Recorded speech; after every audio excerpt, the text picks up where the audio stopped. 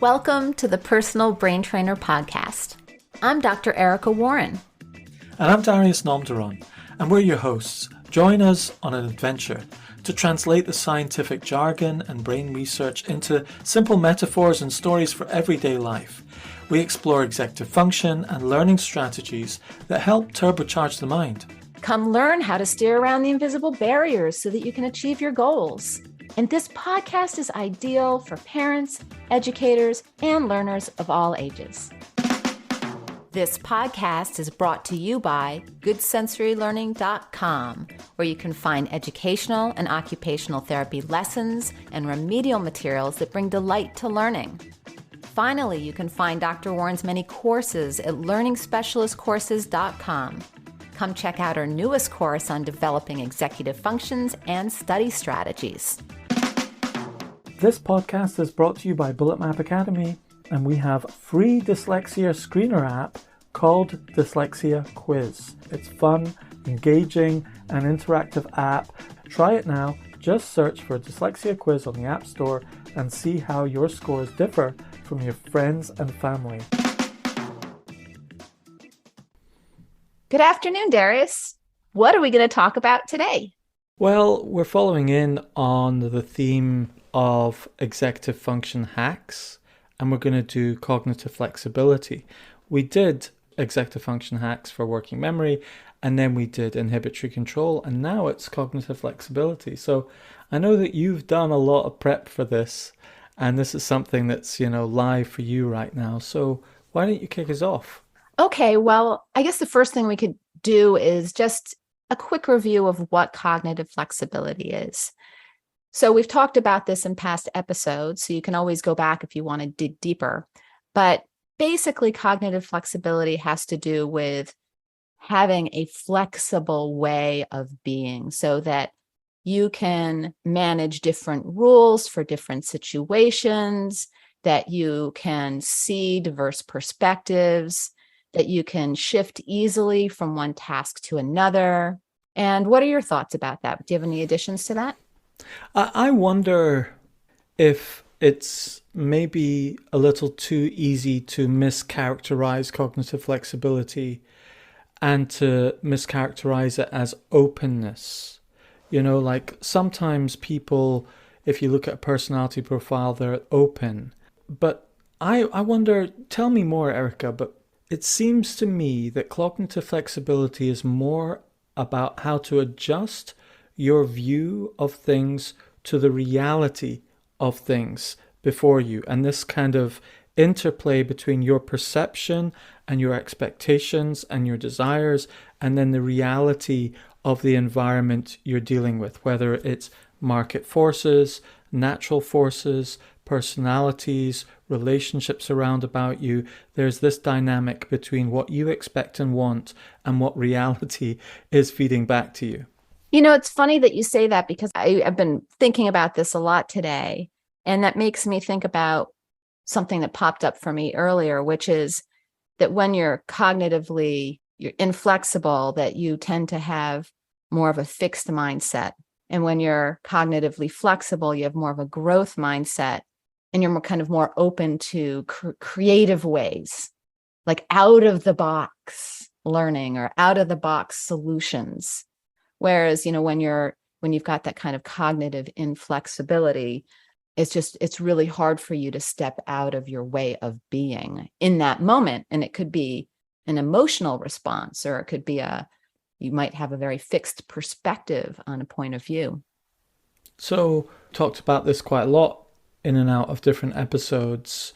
What sort of hacks have you got? What sort of things do you do to help you be cognitively flexible and make it more useful to you? Because these three elements of executive function skills, working memory, inhibitory control, and cognitive flexibility, are all three core elements of getting things done in this world. Working memory, gathering information and experiences that are coming towards you. Inhibitory control is about maintaining your focus, ideally on your own goals and targets.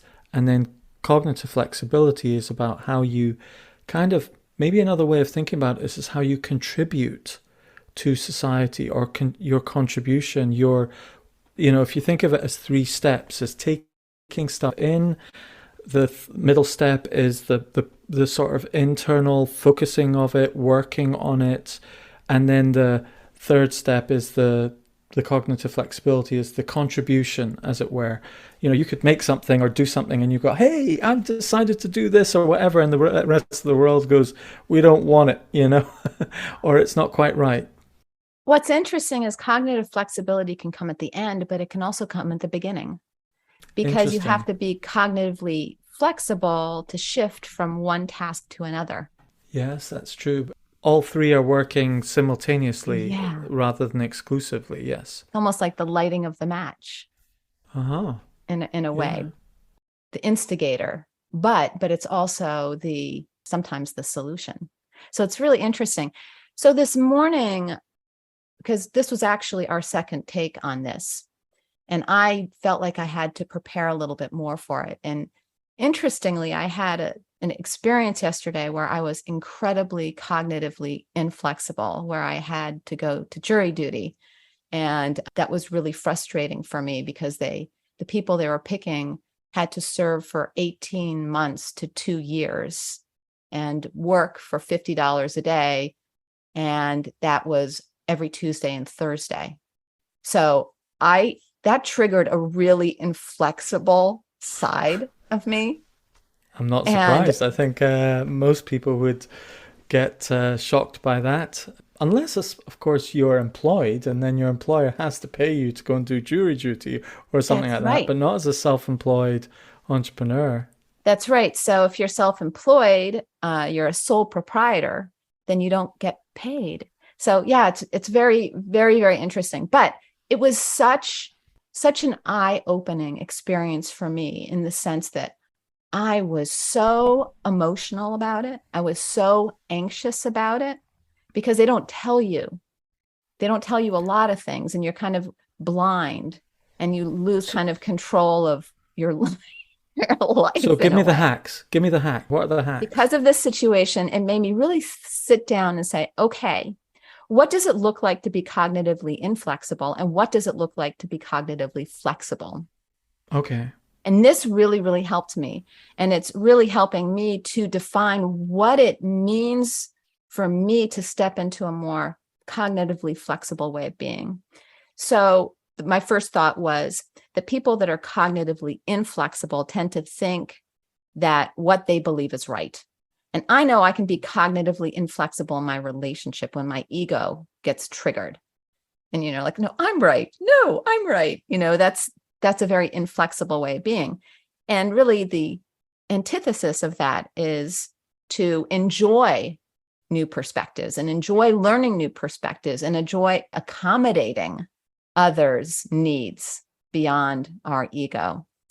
And then the second thing I came up with is that people that are cognitively inflexible tend to give up or get frustrated when they do not succeed, right? And I definitely feeling that a little bit yesterday.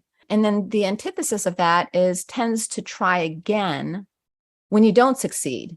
So it really breeds that sense of resilience where you bounce back against adversity. And then a third one that I came up with is those that are cognitively inflexible tend to be very judgmental. Now, and this is a perspective. So you may agree or disagree with some of these things. And if you do have a thought, jump in. Now, the opposite of being that judgmental. So if I was the opposite of being judgmental would be more like being compassionate and accepting. So if I was more cognitively flexible, I would be more compassionate and accepting of situations. Another one I came up with is people that are cognitively inflexible tend to like people that agree with their point of view, whereas people that are more cognitively flexible tend to have a more diverse group of friends that have different perspectives, and they enjoy that. I have 3 more. People that are cognitively inflexible generally are less accepting and are more negative, I think. Versus if you're really cognitively flexible, you tend to be more accepting and positive. And I'm just even thinking of yesterday when I was really cognitively inflexible. I was so anxious and so negative versus when I could just step out of that inflexibility and be more flexible and even think about how I could integrate this into my life and it being a civic duty. My whole energy field changed. So it's really interesting. Another characteristic that I came up with about being cognitively inflexible is when you struggle when things don't go your way, versus the opposite of being cognitively flexible is when you kind of roll with the punches and you work through difficulties by trying new strategies. And then finally, cognitively inflexibility for me is kind of seeking arguments and having that fixed mindset. Like, no, I said it this way. I didn't say it that way, right? And then versus the opposite of that is seeking solutions, is that cognitively flexible way of thinking, is seeking solutions and having that growth mindset. And even seeking tools, which is what we're going to really be getting into, such as nonviolent communication, compassionate communication. After all of that I've just said, what does that trigger for you? I think about these three areas of executive function: working memory, inhibitory control, and cognitive flexibility. And I often map them to people who have difficulties with those areas. And you can learn a lot from the people who have difficulties with those. So, for example, often people with dyslexia have working memory difficulties as well as processing difficulties. And people with ADHD can have difficulty with the inhibitory control in the middle. And maybe autism, towards this cognitive flexibility. I'm characterizing it.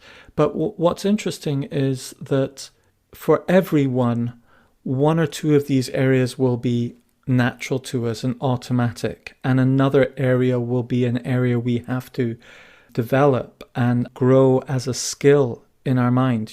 And I think it's interesting to reflect on ourselves. And I don't think about inhibitory cognitive flexibility too much because I think I'm pretty flexible, and sometimes to my detriment. I think you can sometimes be too cognitively flexible.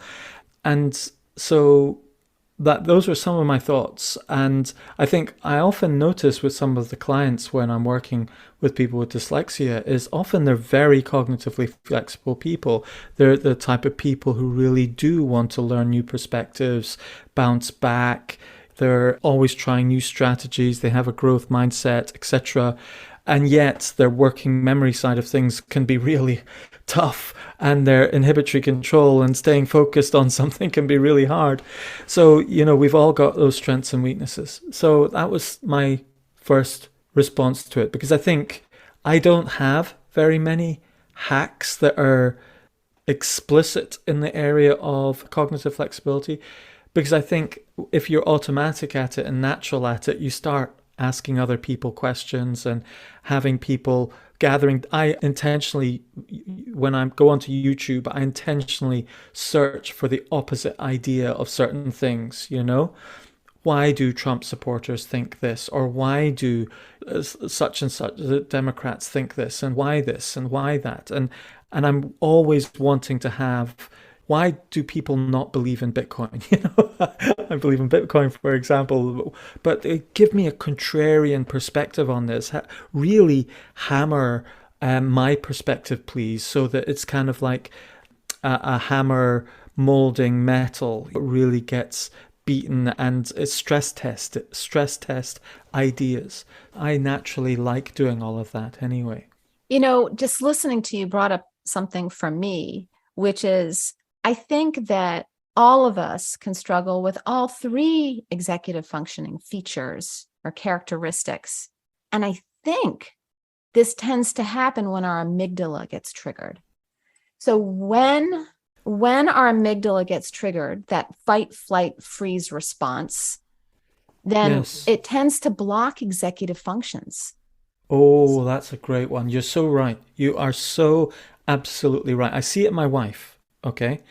My wife is such a well-organized, in control, systematic thinker. She is just executive function. She's got it. She doesn't have working memory difficulty. She is focused and on point.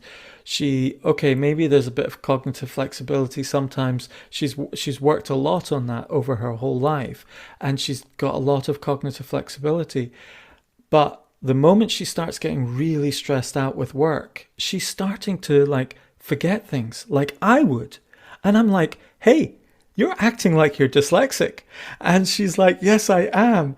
And it's simply the stress. This amygdala response is overpowering some of those natural skills and training that she's got. It's being overpowered.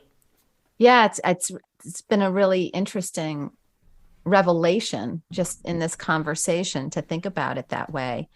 Because, if we're really going to be looking for hacks for executive functioning, perhaps we have to look for hacks that calm the amygdala or enable us to manage our amygdala. Isn't that an interesting thought? That is. I think that's genius. I think you're absolutely right. And you've kind of stated something that is sitting there in plain sight. But the biggest return on investment is to have full access to your executive function skills rather than being blocked. And so that's the key. You're right. Absolutely. I've got something to share with you that relates to this. And I like sailing. Okay. And for me, sailing is one of those environments where you have to be so cognitively flexible. It's just so extreme. There are times where talking about getting frustrated when you do not succeed, and needing resilience to bounce back, even being judgmental, it's like sometimes you go out on the water and you're like, oh my goodness, the wind is so strong, or oh my goodness, the wind is so low, or the current is running this way, or I want this to happen, I want that to happen, but you're having to constantly adapt all the time.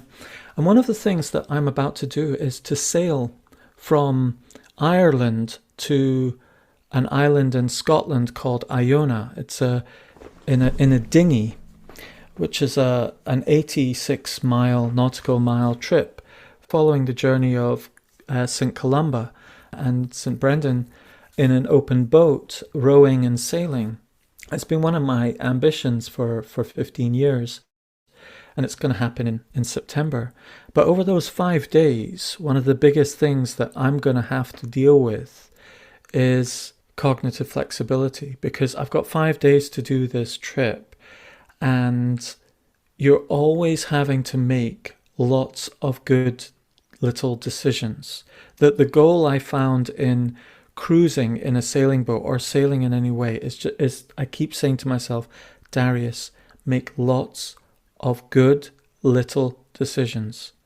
Lots of good little decisions. It's like, oh, there's a rope lying there, I'll just leave it. No, a good decision is to roll that up, because if that gets caught on my leg and so on, do that. Okay, I'll do that. Yeah. Oh, I'll just go and check the hatch that we've got no water in. Oh yeah, good. And all these tiny little decisions, looking at the wind and, adjusting the sails and balancing the boat and being aware of where the gusts and the winds are. And there's just all these various different elements in your world that you're having to read and adapt to and work with, rather than imposing your will on it by sheer force of a motor on a motorboat or something like that. Yeah. So what you're talking about is you want to manage your executive functioning skills. You want to be very mindful. You want to be in the moment, which is really kind of the inhibitory control. In some ways, you want to have your blinkers on. You want to be inhibiting things that aren't helping you. Yes. Right. In other ways, you want to be cognitively flexible. In other ways, you want to be using that inner voice, which is part of working memory. It's really interesting. But I think, and even to help you coming up with strategies to manage our amygdala, because when you're sailing and if something goes very unexpectedly, it's going to trigger your amygdala. And the question is, what can you do to counteract that feeling or that emotion? Yeah, and I was in a situation like that. So I was out at sea. I live on the north, the east side of Scotland in the North Sea. And so we've got like 15 10 to 15 foot high waves sometimes coming in from the sea, and my boat is 16 foot long and it's an open dinghy that you row and sail. So sometimes the waves are higher than my boat is long. And this time I had a child on the boat and some new sailors and so on. And it was getting really tough, really hard, really fast. And I was like, oh, I don't know what decision to make. Should I go over there to the safe harbor? Should I run to this beach over here? Should I turn around and go back to the harbor? I've got to do something. And all were realistic possible decisions and still safe.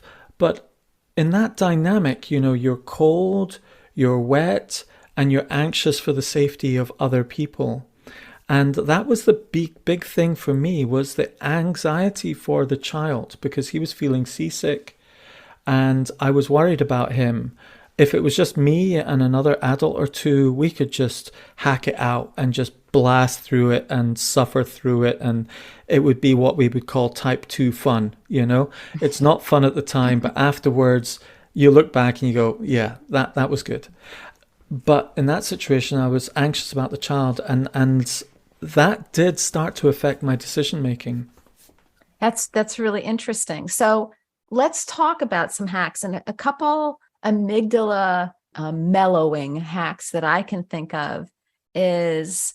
Now, let's just make it really clear. Amygdala, you're using a technical term not everyone's used to. Can we replace the amygdala with a normal word like stress or anxiety, or is there something? It could be anger. It could be, it's really about kind of an uncontrollable negative emotion that makes us panic, maybe panic. Okay. It's the difference between reacting and responding, isn't it? It's an extreme reactions. Yeah, emotional reactions. Okay, emotional reactions, That's a good word for us to use. So instead of just amygdala, we'll just define it as emotional reactions. Right. When we're thinking of emotional reactions, it wouldn't necessarily be happiness. They're more kind of stress-related negative emotions. Yeah.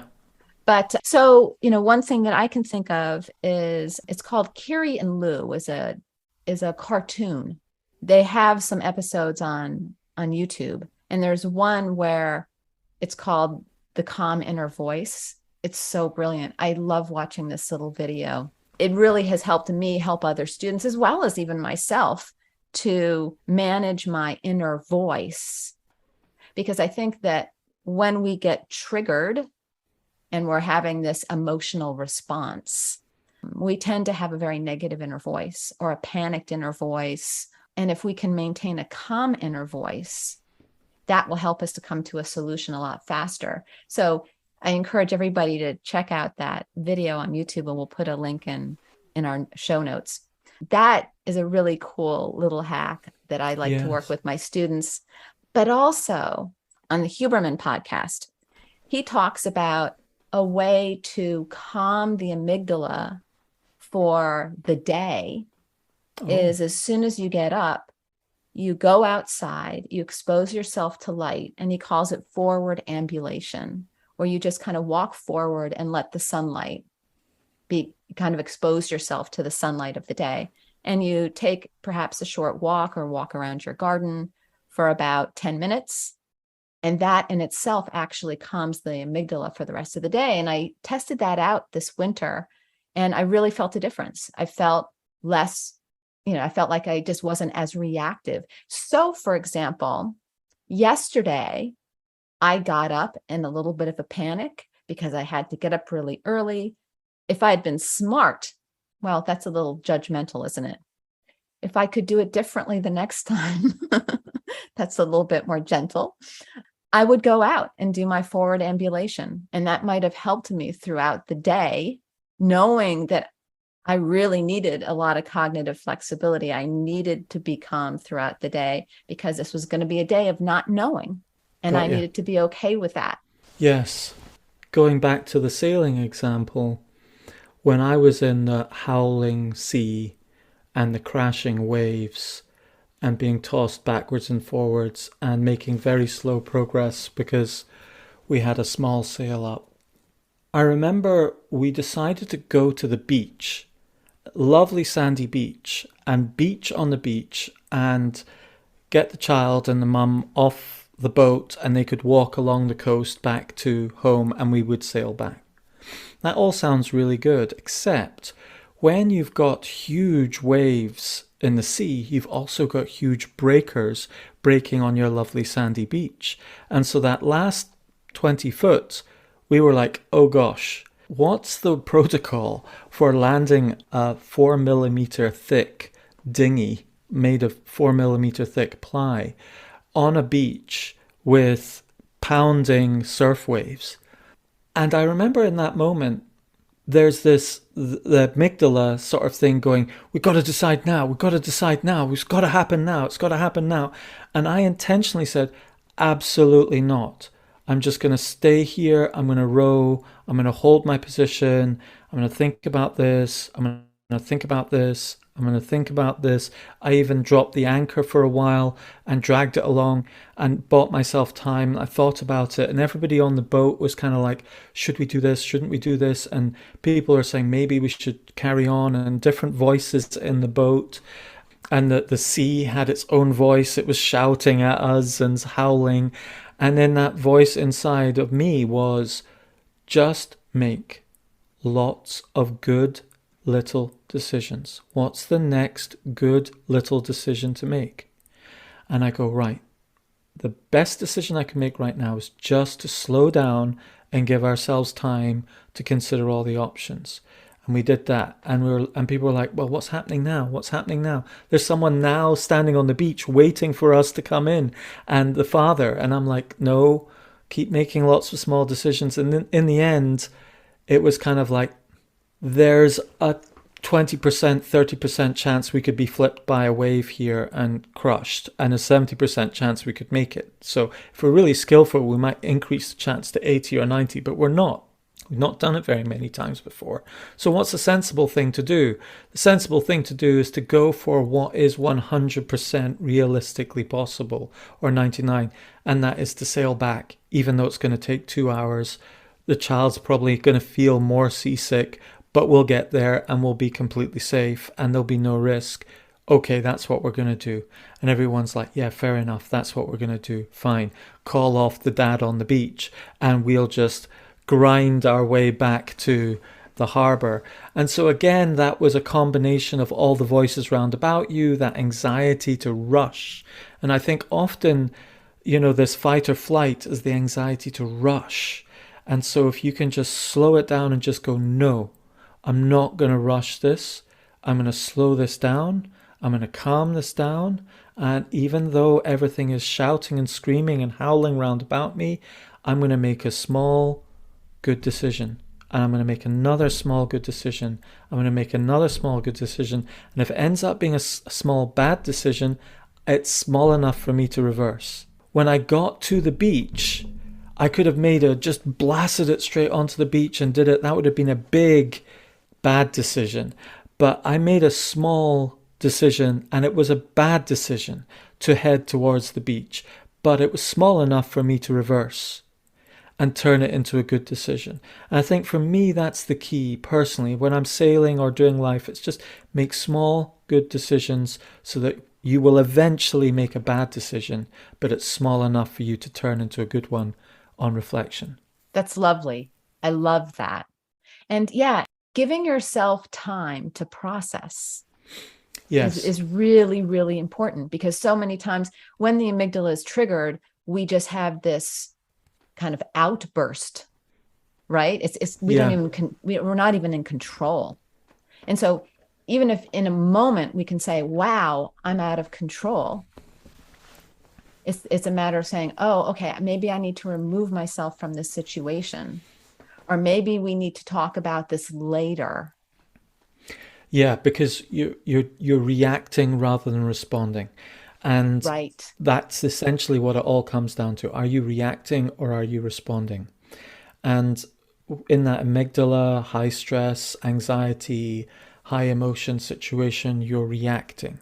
And so you need to pause and respond and choose your response. Right. And I remember when I was doing martial arts, I did karate, and what you realize is those are high stress situations. Like you're in a fight and you're reacting and you're responding. And so sometimes you can train yourself to react well. And that's when you've got highly skilled people, whether military, medical, nurses, whatever, they are often reacting, but they've trained their reaction to be an automatic reaction that is a helpful one.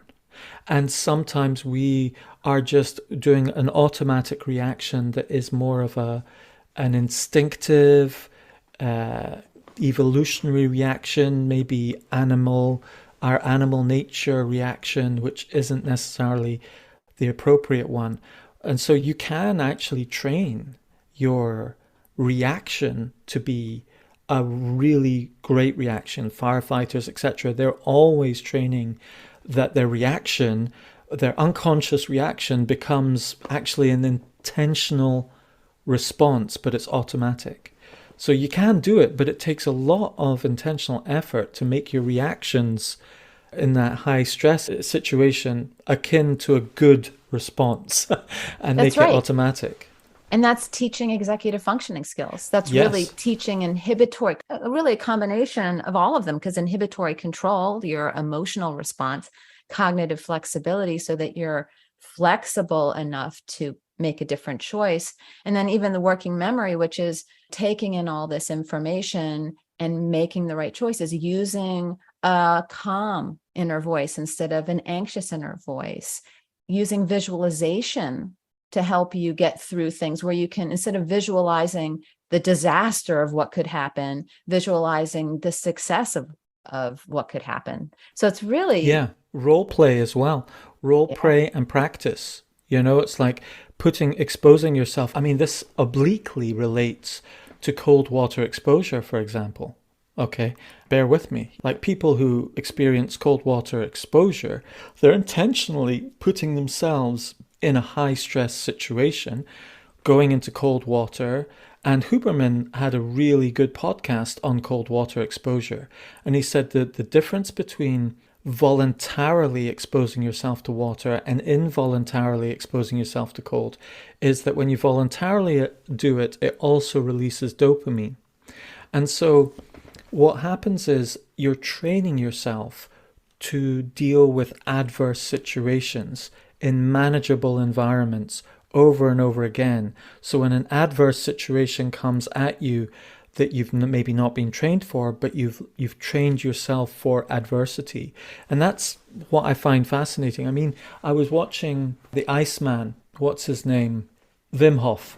I was listening to Wim Hof, who puts forward cold water exposure and breathing exercises with it.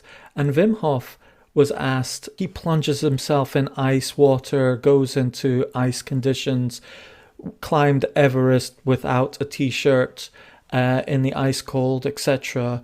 And they asked, so do you like the cold? And he says, no, I don't like the cold. I dislike the cold. But he intentionally exposes him to cold because he says, my grief is more painful than the cold. And his way of dealing with grief of his losing his wife was to expose himself to cold, so he dealt with adversity in a manageable way. And so gradually he started to train himself to deal with the emotional adversity he had experienced in his life. So, and I think that's fascinating. People do this. They intentionally expose themselves to something that is adverse to themselves and train themselves to deal with it and overcome it and exercise that muscle. I wish I was a bit more like that, to be quite honest, but I need to be more, I think. yeah, that was a beautiful, beautiful analogy. And I think there are also a lot of books and audiobooks that can expand our outlook. Like I'm a big fan of Eckart Tolle's The New Earth, which is really a whole new perspective on how to live your life and how to create this kind of new earth mentality, which is really nice. But I think, yeah, seeking solutions instead of Yeah. seeking things that you already know. seeking some things that are a little bit out of the norm so that you can grow. Otherwise, we stay kind of stagnant. Well, I think for me, cognitive flexibility is all about encountering reality and adjusting our perspective to reality. Because we all have our own way of looking at the world, our own map of the world, and our map doesn't always describe the territory accurately. It's like the old maps of days, and see people who do CBT therapy and so on. My wife does it. She's always saying to me, the map isn't the territory. Your way of looking at this situation isn't how it actually is in reality. It might be close or it might be very far away. And our goal is to be cognitively flexible enough to adjust our map to match the territory. Because if you think there's a big black hole or a cliff edge over here and it's not over there, but it's over there, and you think it's solid ground and you walk that way and you fall over and you hurt yourself and you're like, what's going wrong? Why does this always happen to me? It's because you've not adapted your map to reality. An interesting example of this is dealing with people with neurodiversity, because often with dyslexia or ADHD, what I've got more experience of is you can have false expectations on yourself. Like, I should be able to do this, but I can't do this. I should be able to just go and organize my time just like my wife does, but I can't. So there's something wrong with me. No, the way your brain works is different than hers. So you need to adjust your map of the reality of your brain and your expectations and work with it. Not dumb it down, but adjust it. I think it's sometimes like finding a shoe that fits your foot. So we take great pains to put the right size of shoe onto our feet for our children and ourselves, because we know what the consequence of having an ill-fitting shoe is. Maybe we slip around and we fall over if it's too big, or if it's too tight, we get cuts and blisters and it disables us because it's just so painful. But do we do the same thing for our minds? No. Often we think, oh, well, one size fits all. No, it does not. And so we need to adjust and have tools that fit our minds. Yeah. Just like we have shoes that fit our feet. What's the shape of our mind? So what's the shape of the tools you use for your mind? And we've been talking about that a lot. But that, again, is an example of cognitive flexibility, where you just say, right, I actually want to understand how my personal mind is shaped. What is the shape of my mind? How does my mind work? And let me work with it. Not the way it should work, like my wife or someone else who's very linear and systematic and ordered and so on. Maybe I organize things in a different way. I can still be organized. I can still show up on time. I can still focus on things, and I can still contribute highly effectively. But often I need tools that match my mind. And I think that realization is an aspect of cognitive flexibility. Yeah, I think that's beautiful. And I think that it makes me think of parents that will say to their kids, you have to take notes. You have to take notes because that's what helped me in college, or you have to do it this way. And I think we all tend to be a little cognitively inflexible in the sense that we assume that other people's way of being and their reality is similar to ours. And that, if it helps me, then it will surely help you. And in a way, I think that energy is coming from a place of compassion where you're trying to help somebody. However, it's really important to understand that we are all incredibly different and we process incredibly differently. As I often say, that, I walk down the streets of New York City and I'm just amazed at how every face is different. Yeah. And how we just have a limited number of features. How could there be so many varieties? It's amazing to me. And then I think, wow, the brain is so much more complex. Yeah. But because we can't see it, we assume that it's the same. Yes, absolutely. We assume all our feet are the same size. They're not, you know. Right. I was really an interesting story about this is one of the students of Bullet Map coaches. I run one of the two companies I run. One company is for children and one's for adults to do with dyslexia. And the children's one, Bullet Map Academy, one of the coaches had a child and they were teaching them this technique of remembering a mind map of a story that they had written so they could do it in class and go into the test and remember it in class and redraw that outline. And the technique we use is to use doodles, okay, to remember the different branches and so on because they're so memorable.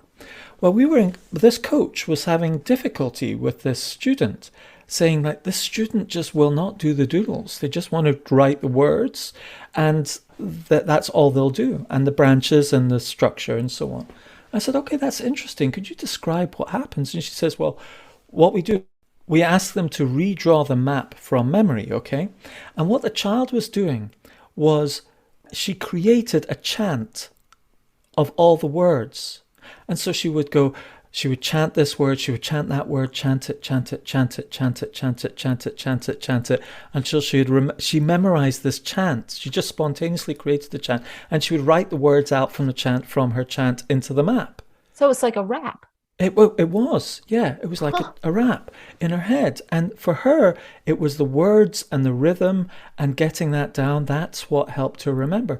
And I said, look, ask her to do just one experiment where she converts it all into doodles and tries to remember it with the doodles. So she did it with the doodles. She said, no, it's really not working. And we said, well, that's absolutely fine. Your way of working, you've discovered your way of working. And it was writing these words down in an order in a chant. And so that was her way of memorizing things. And so we were kind of like, we're not going to impose our way of working. We'll expose you to it, but we won't impose it on you. We want you to discover the way your brain is shaped and works.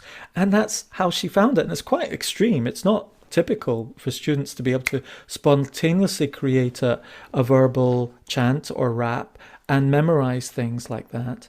Fortunately, what was interesting was that, so the takeaway on all of that was that she discovered her way of working.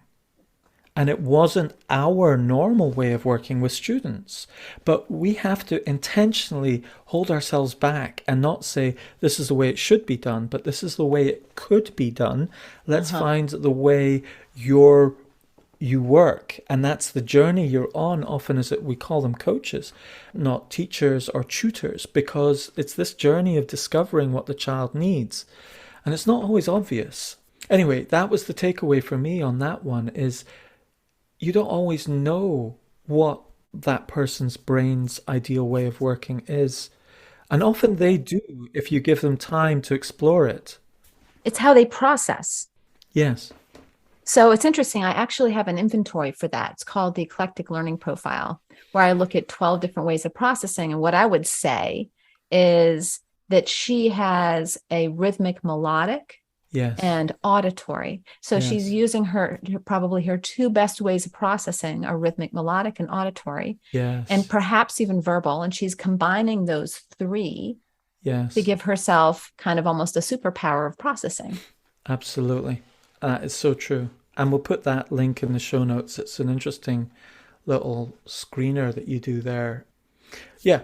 So, Erica, we started off this podcast when we were planning it, thinking that we were going to talk about things like for cognitive flexibility, you need to read books and audiobooks and maybe do some journaling and writing and drawing and finding your gurus and advisors and going outside of yourself and nurturing, flexibility in natural environments like sailing or golf or walking and being in the moment, and different technologies, like using our phones and co-working spaces, mind mapping, drawing diagrams, going to meetups, all these different kind of ways of flexibly arranging information, encountering this world, getting feedback and so on. And there's a lot of those kind of possibilities, and that's where we were going to go with all of this. But it was fascinating that we ended up actually going to the root of it, which is the amygdala and blocking it with anxiety and stress. Yeah, and then coming up with tools on how we can really address that, which takes us right back to executive functioning. How do we manage our emotions, and how do we use working memory? How can we be conscious, right? How can Yeah. we consciously use the executive functioning tools that we have? How can we consciously use working memory and our inner voice and our inner visuals? How can we use inhibitory control, our metacognition, right, and our emotional regulation? And then how can we use that cognitive flexibility so that we can be creative, and Yeah, we can be out of the box, and we can find new solutions, and we can accept the world around us and navigate through it with more grace and yeah, less emotion. essentially adjust our way of looking at things to reality. You've got it in terms of product development. Like, you create a product, you think the world is going to use it in a certain way, you give it to the world.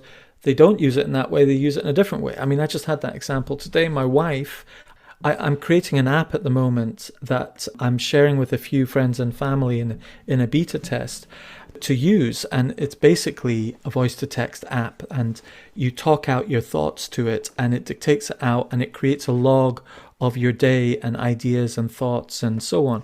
My wife used it in a completely different way. I dictate all my thoughts, and I really want to do this project, I want to do that, and I talk about it and I verbally process it. And I've got huge big paragraph after paragraph after paragraph in my notes. She is like, one little note, take the pet to the vets, finish. Go get the shopping, finish. And she's got this nice, neat little list of all these different voice to text notes she does just rapidly with the app, which is fantastic. But the point I'm making is that I didn't know how other people would use it. So you've got to encounter the world and have that dialogue between yourself and the world, backwards and forwards. It's a conversation. Dialogue is dialogos. It's a conversing with truth. Logos is the word, or the word of truth, or truth, and dialogue is coming to the truth. And so it's this dialogue with the world that we need to have within cognitive flexibility. And I think final thoughts on that are, we've really talked about the extreme experience that you had with the extreme stress and its effect on the cognitive flexibility. But I think there are a whole range of things, like we were going to talk about a bit more, that are opportunities to reflect on things, like having a journal, writing things out with paper and pen, diagramming things, drawing things out, and just sort of often the theme of using a pen and paper, or a pen and a tablet or iPad, just sort of writing things out on post-it notes or on a journal, or you're externally processing something and reflecting and putting something outside of yourself so you can step back and look at it, or putting some contribution you've made, or a blog or a tweet or something like that, you put it outside of yourself and get some feedback on it. And so there's this process of getting a response from reality.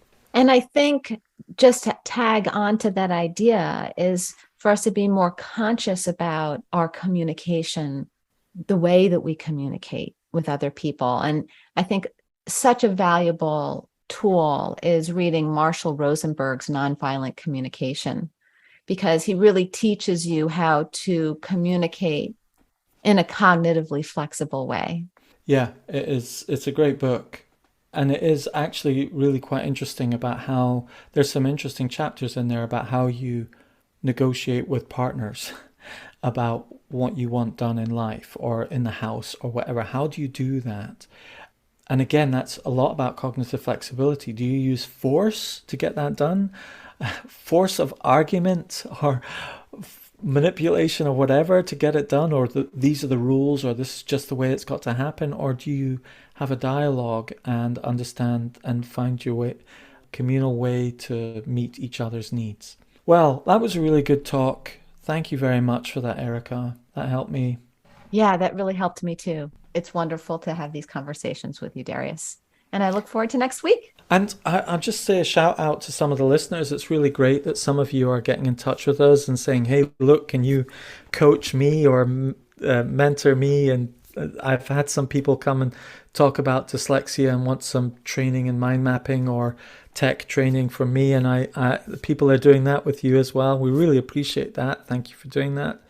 And we're still open to it. So if you want to get in touch with us, get in touch with us. And we can maybe help you one-to-one or direct you to different resources that are out there on this executive functioning journey, brain training journey that we're on. Excellent. Well, thanks, Darius. See you, Erica. We'll talk next time. Next week. Bye. Bye. Thank you for joining our conversation here at the Personal Brain Trainer Podcast. This is Dr. Erica Warren. And this is Darius Nomderon. You can check out our show notes for links to resources mentioned in the podcast. And please leave us a review and share us on social media. Just take a screenshot and post it up on your social. And until next time, see ya.